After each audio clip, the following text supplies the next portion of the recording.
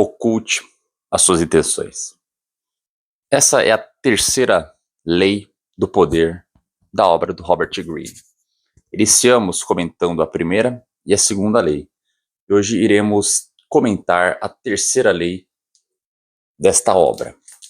Ela inicia dizendo o seguinte julgamento: mantenha as pessoas na dúvida e no escuro, jamais revelando o propósito de seus atos.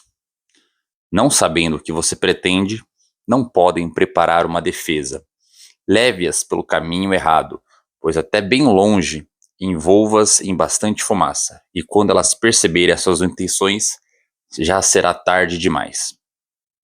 Essa lei, essa terceira regra, ela é dividida em duas partes, com algumas anedotas que o autor traz para nos explicar de que forma e por que devemos ocultar nossas intenções, seja o motivo ou a forma das nossas intenções, né? Ele traz duas peculiaridades, dois procedimentos de ocultamento das intenções, pois eles têm finalidades distintas que no final irão te trazer maior informação, maior controle da situação, controle das pessoas, das relações, e ganhará um poderio. A primeira situação, que eu vou pegar aqui no livro, é: use objetos de desejo e pistas falsas para enganar os outros. A regra principal é: oculte as suas intenções. A sub-regra seria utilizar pistas falsas de desejo para enganar os outros. O que seria isso? Demonstre algo, dê iscas enganosas, dê sinais que não são reais, sinais fictícios, que levem as pessoas, que levem a sua vítima, que levem a sua presa a visualizar algo que não é o real. Crie uma realidade fictícia na qual você envolve o seu entorno para que você não evidencie a realidade que você precisa ocultar. Uma situação de fraqueza, uma informação que é sigilosa, qualquer coisa que não é do seu interesse, que não é do seu feitio expor, você deve dar pistas falsas e trabalhar com o desejo. Que sentido o desejo? Instigando a pessoa, o objeto, instigando a vítima, a presa, por sinais que dão a entender algo que no final não é esse algo.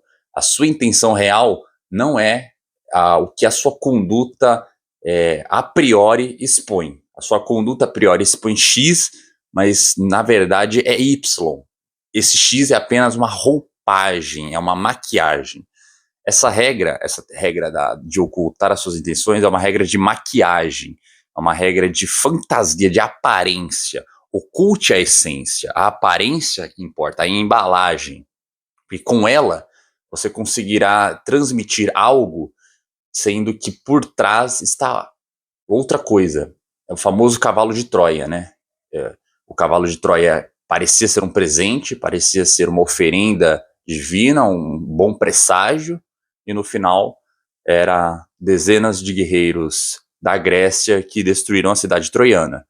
Então, veio com uma aparência, foi um sinal enganoso, foi um desejo, né? Os troianos desejosos por bons sinais dos deuses, por augúrios, por uma necessidade de bons presságios, entendiam, enxergavam a realidade daquela forma. Ulisses, construtor do navio, trabalhou nesse sentido de dar esse sinal, de dar a entender que aquilo era divino, que aquilo era benéfico. Eles levaram para dentro da cidade e tiveram sua derrota após 10 anos de ininterruptas vitórias. Então, ele soube trabalhar com as intenções ocultas, com pistas falsas, com a fantasia, com a aparência, com a embalagem. Na obra do Robert Greene, ele traz algumas histórias, algumas anedotas de algumas cortesãs que ensinavam os rapazes a flertarem, a se apaixonarem e fazerem damas se apaixonarem. E nessa anedota, o rapaz, quando estava deliberadamente apaixonado, quando ele se confessava, quando ele deliberadamente revelava o seu amor, o seu interesse, a dama em si perdia todo o encanto, porque já estava revelado, as intenções já estavam mais claras, o livro já estava aberto, não havia ineditismo, não havia curiosidade, não havia mais desafio, não havia mais o proibido, o inesperado, o inexplorado. Já havia, todas as ações dele estavam explicadas. Quando você revela, todas as suas ações têm explicação, então você já não é mais alguém, entre aspas, perigoso, alguém que merece atenção, porque você ainda não é, você já foi descoberto. Quando você ainda é uma incógnita, você ainda é um mistério, ainda se tem atenção sobre você, ainda não se sabe até onde está sendo as suas ações, as suas intenções. Porque as suas intenções estão ocultas, não se sabe o que está acontecendo. Enquanto o flerte não revela o desejo do amor, da paixão, ele é totalmente diferente. A pessoa flertada ainda não sabe se você está desdenhando, procurando algo, qual que é o objeto da cobiça. Mas quando você revela, estou apaixonado, estou te amando, tudo que você fez, as cortinas do teatro caem por terra e você vê toda a obra por detrás. Todo o encanto, toda a fantasia, toda a beleza vai-se embora. Fica nua e crua. É como a anedota da verdade. A verdade ela é sempre nua e crua, enquanto a mentira, o ardil engano, é sempre com belas vestes, belos perfumes, belos adornos. A mentira, a realidade fictícia, a falsidade, os sonhos, as ilusões sempre são de bela estética, belo apreço, belo cheiro, sempre nos atraem mais do que a verdade. A verdade ela é sempre corrosiva, sempre bate forte, sempre é difícil de lidar. Embora devemos sim buscar a verdade, até o livro trata de você buscar sim a verdade, você com o poder, ter a verdade, ter a informação, ter o conhecimento, isso não significa que será uma jornada simples, fácil e de grande, será lúdica.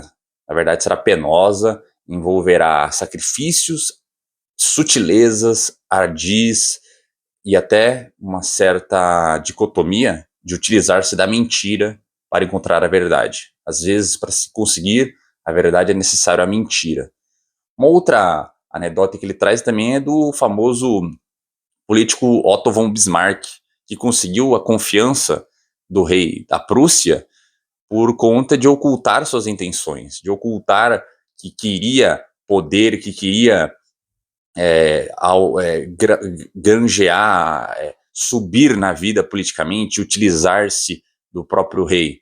Ele construiu todo um cenário, construiu toda uma situação, trabalhou com os desejos, trabalhou com as inclinações desse rei, novamente, seguindo a primeira regra, de não ofuscar o brilho do mestre. Sobre trabalhar com isso, né?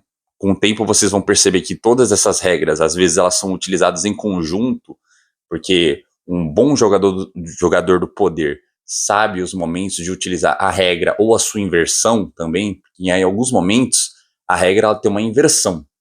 A regra diz X, em alguns momentos ela fala, olha, você deve usar não X. Se a regra diz faça, a inversão diz não faça, porque em algumas situações você deve se precaver de trabalhar o adversário de uma forma diferente, porque a forma tradicional prescrita pela regra talvez não funcione. Então, essas regras em conjunto, às vezes elas trabalham em harmonia para um fim.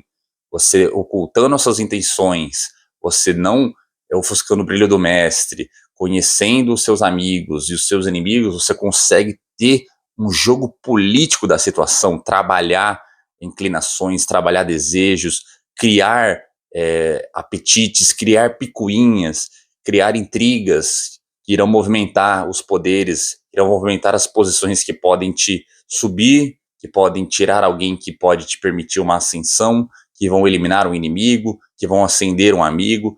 Então, toda esse conjunto normativo que o livro traz é um conjunto de regras que, como o nome diz, regras são preceitos, são comandos que seguidos geram algum efeito, né? São regras de técnica, são como se fosse uma receita de bolo, mas que não são da natureza, não são como a lei da gravidade. Não há uma lei que X acontece Y. É uma regra que envolve condutas. Envolvendo condutas, envolve possibilidade, envolve inclinações, envolve apetites, envolve emoções, envolve toda um engodo de substâncias e situações que às vezes extrapolam. Por isso que é necessário saber ler as situações, entender, desenvolver relação pessoal, aprendizado, inteligência emocional, para você conseguir tirar proveito dessas situações.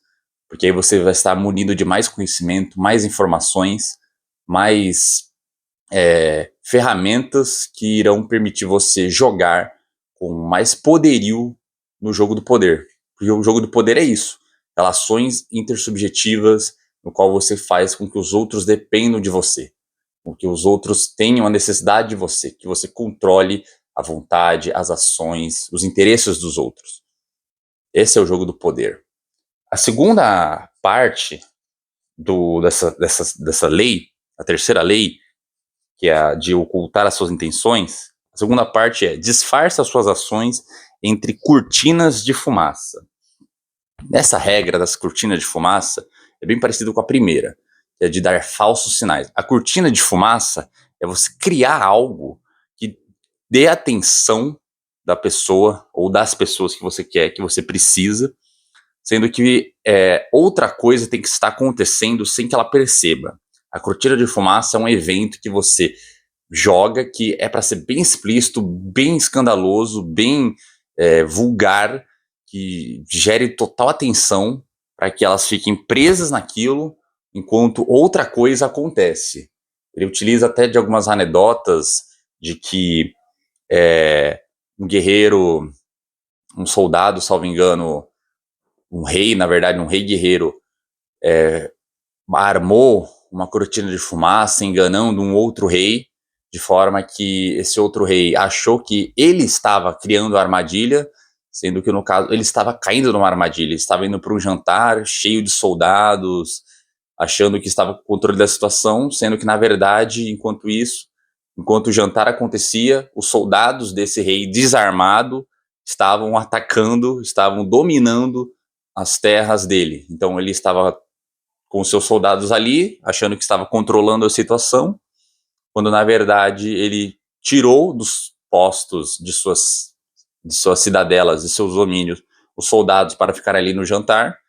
As cidadelas ficaram totalmente vazias. Os soldados desse rei, que era o anfitrião que estava totalmente desarmado no jantar, tomaram essas cidadelas, que quando esse rei retornou, já não tinha mais império, sofreu totalmente o ataque e perdeu totalmente a guerra. Foi uma cortina de fumaça. Esse jantar foi uma cortina de fumaça.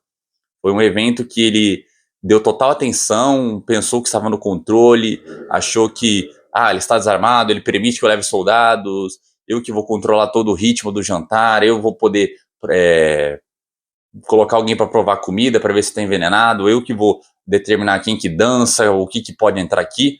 Foi totalmente uma cortina de fumaça. Cortina de fumaça dá uma sensação de que a outra pessoa está no poder, a outra pessoa está no controle. E quando isso acontece, as intenções dela se revelam, então é uma jogada dupla. Você consegue também pegar as intenções dessa pessoa, então é uma colheita de informações, você acaba aprendendo, você consegue saber se essa pessoa é manipulável, se essa pessoa é um aliado, se é um inimigo, se essa pessoa tem boas ou más intenções, se essa pessoa é possível de ser controlada ou não, se ela é descartável ou não. Então, com isso, você consegue fazer isso, bem como você consegue, por meio dessa cortina de fumaça, dessa distração, estar agindo e está também maquinando o seu plano original. O plano original desse rei não era o jantar, era conquistar as cidadelas, era conquistar e derrotar o rei adversário. O jantar foi uma ferramenta que ele encontrou. Essa ferramenta foi muito ardilosa. A cortina de fumaça não é o objetivo principal, ela é um objetivo acessório. Ela é um objetivo no qual você joga um fogo aqui para agir aqui. Aqui é o que te importa, mas você precisa disso aqui. E às vezes você vai despedir mais energia aqui do que aqui, porque aqui às vezes você vai deixar para terceiros, você vai fazer de uma forma lenta e gradual, porque a cortina de fumaça ela tem que ser bem densa, porque não é possível depois que iniciou ela você parar, porque senão você que vai estar desarmado. Se o rei tivesse percebido que era uma armadilha, que aquele jantar era fajuto, o rei anfitrião estaria totalmente perdido. Por quê? Porque ele estaria desarmado. Não teria como chamar os soldados de volta para vir defender. Ele seria morto ali, os soldados não teriam como voltar para salvar, e em eventual confronto provavelmente perderiam, porque o seu moral teria caído por perder seu rei, talvez não conquistariam as cidadelas de forma tão rápida, teriam sido interceptados e tudo mais. Então, a cortina de fumaça ela tem que ser bem densa, ela não pode permitir a visão através dela. Tem que turvar totalmente a visão do inimigo, do adversário, da sua vítima. Você não pode permitir que ele veja o que está acontecendo aqui. Ele tem que ficar totalmente como um equino no arreio. Ele não pode perceber nada ao redor. Então, às vezes, a cortina de fumaça demanda mais energia do que o seu plano original, mas ela é uma parte acessória, uma parte necessária para o seu plano original. Então, essa lei da cortina de fumaça é a famosa expressão lobo em pele de cordeiro. Novamente, a questão da embalagem, a questão da fantasia, a questão da aparência. A expressão facial, o externo, o que você transparece no mundo exterior, no mundo externo, no mundo corpóreo, é a primeira forma de cortina de fumaça de pista falsa. Porque com ela você consegue gerar a atenção para o principal sentido humano, que é a visão. Dos 5 sentidos, a visão é o mais fácil de ser enganado. A audição, o paladar, o tato e o olfato são muito importantes também.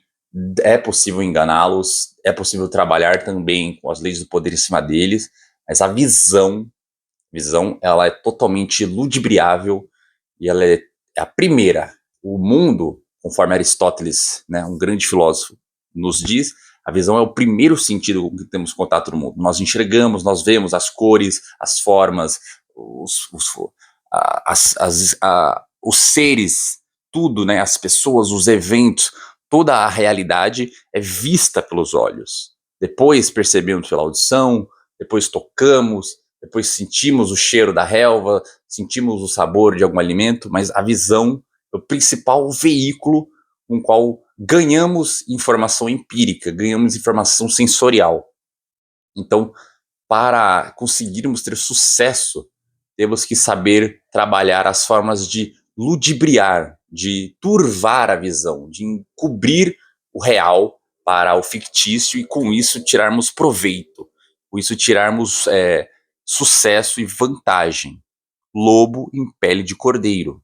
A embalagem, a aparência, a fumaça, a pista falsa, criando um evento, uma realidade fictícia, uma situação que cause espanto e atenção para a sua vítima ou seu adversário, mas que por detrás da fumaça, por trás da embalagem, dentro da aparência, o real está ali contido, trabalhando para te dar o seu plano original, que está oculto.